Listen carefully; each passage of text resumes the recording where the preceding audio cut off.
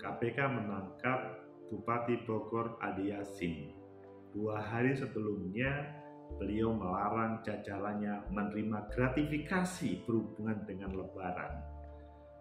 Ada beberapa kontroversial, dia tidak membubarkan FPI melaksanakan milad, 2019 ingin menyatu dengan KPK dalam pemberantasan korupsi, 2022 ini para pengungsi UNHCR menjadi masalah di Puncak Bogor. Apakah jadi penyebab dari ketangkapnya di KPK? Bagaimana menurut kalian? Menurut analisis saya,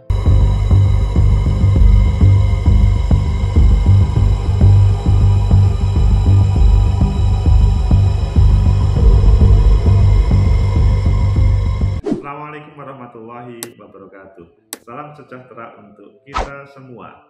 Pecinta masa depan negeri, hal yang mengagetkan. Seorang Bupati Bogor yang mempunyai banyak prestasi ditangkap oleh KPK di tengah malam. Pasti semua akan, loh kok bisa? Ada apa ini? Apakah ini sebuah atau penangkapan yang sebenarnya karena melaksanakan korupsi, atau ada agenda yang ditunjukkan atau diarahkan kepada Bupati Bogor karena melakukan sebuah kreativitas yang berbeda dengan elit, atau yang lain? Ayo kita baca di beberapa media. Sesudah itu nanti kita fokus pembahasannya dalam satu hal dan kita analisis. Pertama, kita melihat di Detik, kena OTT KPK, Bupati Bogor Ade Yasin punya harta 4,1 miliar. Kalau ketangkap KPK maka mengagetkan. Oh, bisa ditangkap KPK juga. Tapi kalau 41 miliar mungkin kalian ya biasalah, uang segitu tidak terlalu banyak bagi seorang bupati dan 2 periode menjadi anggota DPR ataupun menjadi pengacara dan lain sebagainya. Selanjutnya di CNN Indonesia, Bupati Bogor Ade Yasin ditangkap KPK. Ini sama iramanya. Kalau melihat di Tribun, 2 hari sebelum ditangkap, Bupati Bogor Ade Yasin larang jajarannya terima gratifikasi. Ini sebuah instruksi kepada seluruh jajarannya, birokrat dan semua anggota birokrat atau jajaran birokrat, pokoknya no gratifikasi pada suasana Lebaran atau menjelang Lebaran ini. Selanjutnya di Detik News, deretan kontroversi Bupati Bogor Ade Yasin yang kini terjerat OTT KPK. Hal ini mungkin sekian atau sedikit sudah saya sampaikan awal. Nanti kalau dipilih ini yang kita bahas. Tapi ayo kita lihat lagi. Selanjutnya di sindonews.com, kakak beradik saingan Bupati Bogor Ade Yasin dan Rahmat Yasin sama-sama ditangkap KPK. Tragis. Kakaknya menjadi bupati sebelumnya, adiknya sekarang, dan keduanya ditangkap KPK. Ayo, mana yang kalian inginkan dari berita ini? Oke, kita baca yang 2 hari sebelum tadi di Tribun News. 2 hari sebelum ditangkap, Bupati Bogor Ade Yasin melarang jajarannya terima gratifikasi. Ini sebuah judul yang mungkin menampar karena di satu sisi melarang gratifikasi, di sisi yang lain selanjutnya 2 hari sudah itu ditangkap KPK. Kita baca secara detail. KPK, Komisi Pemberantasan Korupsi, mengamankan Bupati Bogor Ade Yasin lewat giat operasi tangkap tangan OTT yang digelar di Jawa Barat pada Selasa kemarin. Ade ditangkap terkait kasus dugaan pemberian dan penerimaan suap. Tak sendirian, Ade Yasin ditangkap bersama beberapa pihak dari Badan Pemeriksa Keuangan, perwakilan Jawa Barat dan pihak terkait lainnya. Ngeri, ditangkap bersama orang-orang BPK. Ini kok kelihatannya membahayakan untuk negeri. Sebelum ditangkap, Ade Yasin sempat mengeluarkan surat edaran tentang pencegahan korupsi dan pengendalian gratifikasi terkait dengan hari raya. Lewat SE tersebut, Ade melarang pejabat aparatur sipil negara, ASN, pimpinan dan karyawan BUMD meminta, memberi, dan menerima gratifikasi yang berhubungan dengan jabatan atau kewenangannya yang dikaitkan dengan hari raya atau pandemi COVID-19. Ngeri, karena dilarang tapi ditangkap. Hal ini, ujar Ade, dikaitkan dengan ketentuan pasal 12B dan pasal 12C Undang-Undang Nomor 20 Tahun 2001 tentang perubahan atas Undang-Undang Nomor 31 Tahun 99 tentang pemberantasan tindak pidana korupsi. Jadi kalau sudah melihat ini kan kelihatannya sudah sangat detail pemahamannya. Isinya ASN dan selanjutnya tidak boleh menerima gratifikasi. Pecinta masa depan negeri, kalau kalian membaca itu tadi kan sepertinya nggak percaya ya. Baru saja menyampaikan larangan gratifikasi, tetapi dia ditangkap. Ayo kita lihat di beberapa lainnya, misalkan di Detik, deretan kontroversi Bupati Bogor Ade Yasin yang kini terjerat OTT KPK. Ini sebagaimana yang saya sampaikan pada awal tadi. Pertama, tak bubarkan milad FPI.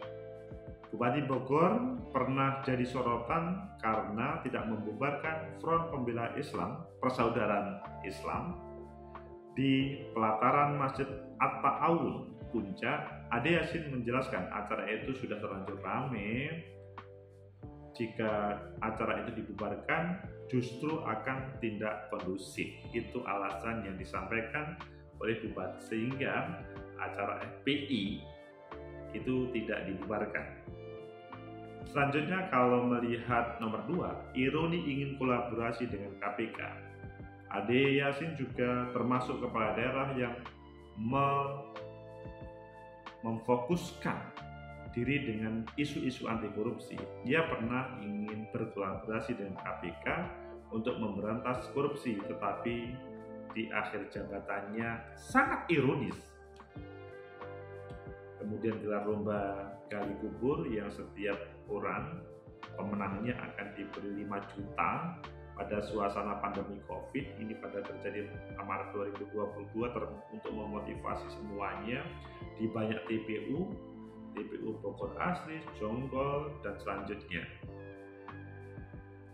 Kemudian di nomor 4, imigran di Puncak mengganggu. Ini karena pernah mengatakan imigran di kawasan Puncak bisa mengganggu aktivitas pariwisata dan dapat meresahkan masyarakat sekitar. Bupati menyebut ada 1.690 imigran yang mengungsi di kawasan Puncak. Dia menganggap hal itu bisa mengganggu efektivitas pariwisata, yang mana itu semuanya dari UNHCR. Oke, itu kalian sudah tahu informasinya dari berbagai media tentang kontroversi dan apa yang dilakukan 2 hari sebelumnya. Menurut analisis saya, pertama, yang disampaikan oleh Bupati Bogor 2 hari sebelum ditangkap KPK itu menunjukkan bahwa dia mempunyai iktikat baik dalam pemberantasan korupsi. Namun iktikat baik itu cukup hanya di dalam regulasi, tidak dalam aplikasi. Meskipun kita masih menunggu apakah yang disampaikan oleh KPK nanti itu beliau adalah betul-betul bersalah, khususnya nanti pada proses persidangan, karena sementara kan masih ditangkap KPK. Nanti prosesnya kita ikuti perjalanannya. Tetapi secara substansial bahwa ada penerimaan yang itu selanjutnya KPK menjadikan beliau menjadi tersangka. Kemudian yang kedua terkait dengan FPI yang tidak mau membubarkan. Pecinta masa depan negeri, ini merupakan hal yang sangat kontroversi. Pasti semua akan mengatakan, kok berani ya Bupati ini tidak membubarkan FPI? Padahal jelas-jelas FPI itu tidak diperbolehkan. Loh, ini kan forum persaudaraan, bukan forum pembela Islam. Mungkin namanya berbeda, tetapi ada perubahan yang mungkin orang-orangnya sama atau kegiatannya sama. Tetapi sekali lagi, di berita tersebut menjadi kontroversi. Seandainya Bupati itu segera mengklarifikasi supaya tidak ada salah paham, maka hal ini tidak akan muncul. Ya bagaimanapun, ya mungkin sebagian dari kalian tidak setuju terhadap pembubaran FPI, tetapi sebagian mungkin pembubaran FPI itu sangat setuju. Namun yang menjadi masalah adalah pada suasana pandemi COVID di 2021 dan selanjutnya itu dilaksanakan di tempat yang ramai, itu pasti menimbulkan masalah. Jadi bukan FPI-nya, bukan yang lainnya, tapi pada suasana pandemi COVID menghindari hal-hal yang tidak diinginkan. Kemudian yang ketiga terkait dengan dia bagaimana menggali kubur itu diberikan 5 juta ataupun hadiah yang lain. Kalau ini jelas prestasi dan ini pasti tidak ada hubungannya dengan dia ditangkap. Kalau yang selanjutnya dia pengen menjadi satu dengan KPK tapi kok ditangkap. Ini kalau dalam bahasa politik itu yaitu ada dramaturgi politik. Di satu sisi dia pengen bagaimana pemberantasan korupsi dilaksanakan, tetapi di sisi yang lain hal itu dibiarkan ketika berjalan. Mungkin pada waktu mau menyatu dengan KPK, pada waktu itu ya tentunya awal dari kepemimpinannya, dia dilantik 2019 ingin menyatu dengan KPK melaksanakan pemberantasan korupsi. Namun sekarang sudah 2022 tidak segera diupdate atau tidak segera ditindaklanjuti.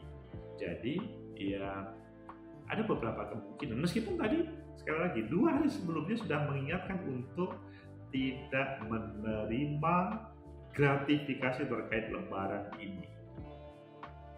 Adapun yang terakhir kontroversinya,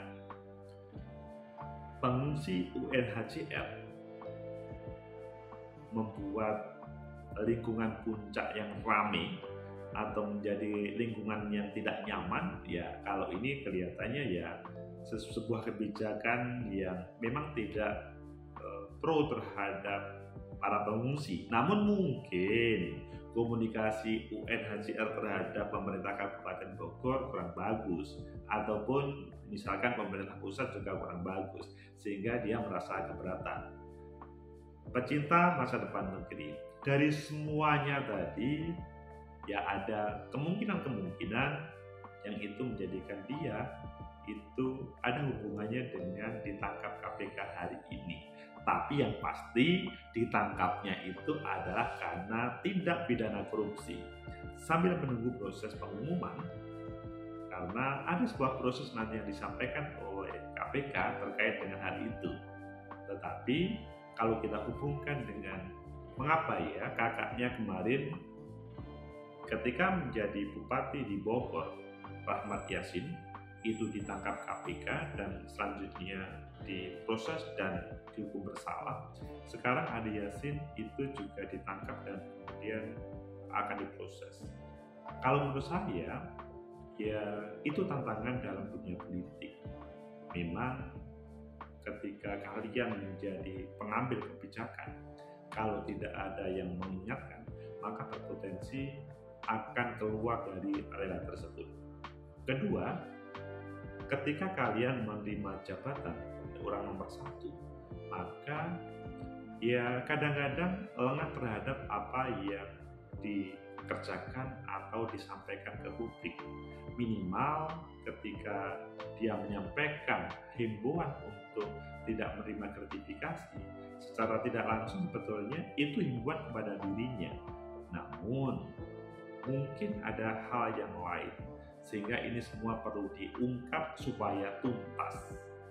KPK tetap saja berjalan untuk menegakkan pemberantasan korupsi, namun di sisi yang lain, kalau menurut saya jangan sampai proses penangkapan elit politik, taruhlah seperti Bupati Bogor seperti ini, karena ada miscommunication tentang sebuah kebijakan yang ada, kemudian itu dihubungkan dengan terkait pemberantasan korupsi. Semua orang berpotensi untuk melaksanakan kesalahan, dan kalau memang mau dicari pasti ada kesalahan tersebut. Namun kalau niatnya membangun negeri secara kolektif, kita saling mengingatkan, maka orang-orang yang ditangkap KPK yang lebih tepat adalah orang-orang yang betul mempunyai niat jahat, bermufakat jahat untuk menjadi tikus-tikus dalam negeri ini.